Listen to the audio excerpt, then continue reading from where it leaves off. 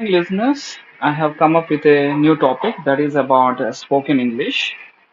And in today's session, we are going to discuss about conversational skills, the basic communicative and the basic communicative English. What are the good conversation skills? First one is don't rush into the matter while you are conversating with a person. You should take your own time and you should maintain eye contact with the person. That means you have to hold your eye more on the person whom you are talking to. Notice the details. You have to collect all the information regarding the particular topic that you are communicating with the person. You have to gather all the information. Express emotions means you should be very expressive. You should not be rigid. You have to use your gestures while you are communicating anything with the person. And what are the main aspects for the perfect pronunciation?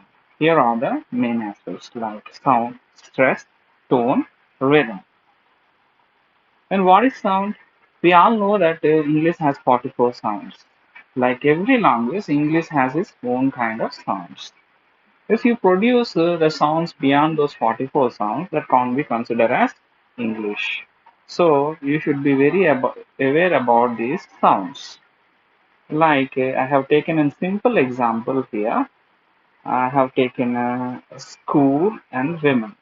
Here, if you see the word school, how many letters are there? There are six letters. If you follow the letter method to uh, produce the sound, you tend to produce a wrong sound here. Most of the times, you may fail to pronounce it right because and all the letters in English may produce different kind of sounds in various words.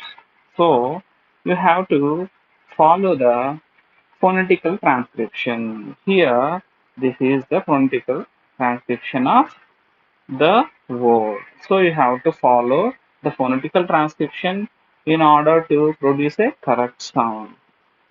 And where you can find this phonetical transcription, you can find it on the online dictionaries like Cambridge Dictionary and Oxford Dictionary and Merriam-Webster dictionaries. By following all these online dictionaries, by taking the assistance of these dictionaries, you can correct your sound. So, how many syllables are there in school? There is one syllable. Syllable is nothing but the sound. Yeah, only one syllable. In the second word, most of the people may pronounce it as woman. It is not woman, it is women. So, how many syllables are there? There are two syllables in that particular word. Stress, the second key aspect for the perfect pronunciation. Stress. What is stress? We all know, we just learned about the sounds. But you should give an emphasis on the particular syllable that is called as stress. Here, I have given an example that is correct and afternoon. Here, your stress has to be on the first syllable. And afternoon, your stress again is on to the first syllable. How you know that? With the help of the phonetical transcription. In the phonetical transcriptions, like on the in the online dictionaries, the stress word will be in the italicized mark or given an apostrophe on it. There you have to give a little stress. In this way, you should give stress on the word. Tone. Tone. How many tones are there in English? There are two tones in English, like falling tone and rising tone. Here, falling tone. While giving a statement and affirmative and asking WH questions, we use falling tone. Here, I am making a simple statement like, I work as a teacher. Here, my voice got reduced at the end. Means I said it in falling tone.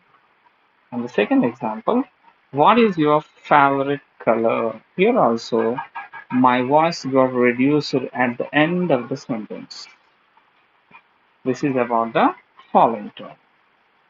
Rising tone. When you ask yes or no questions, you have to apply the rising tone. Means at the end, you have to rise up your voice. Like, do you like ice cream? Do you want some coffee? Let's assume that you have a guest in your home. If you want to offer a coffee, if you say it in the rising tone, that will be sounds good. If you say it in the falling tone, the guest may feel that he is not at all interested to offer a coffee. So you should be very aware about the tones also. Rhythm. Rhythm is nothing but the musicality in the language, the sweetness in the language. When you feel the musicality in the language, when the language is produced in a proper manner, then you will feel the musicality in the language. What is the proper manner? You have to produce the right sound. You have to give the right kind of stress. You have to follow the tone. Then you will feel the musicality. That is the rhythm of the language. Like here, I have given an example. Different people may read it differently, but is there any way to read the sentence in a proper manner? Yes, there is a way to read the sentence in a proper manner. There, most of the people may read it like he lives with his wife on a farm in the village. If you read like this, is the language sounds sweet to you? No, not at all. You have to follow the rule here. Means you have to give stress on the content word rather than the grammatical word. Like he lives with his wife on a farm in the village. Like this. If you speak like this, the the language will be very sweet for the listener. Do follow these rules and do subscribe to my channel and do support me. I promise you I will keep do like this videos and audios for you.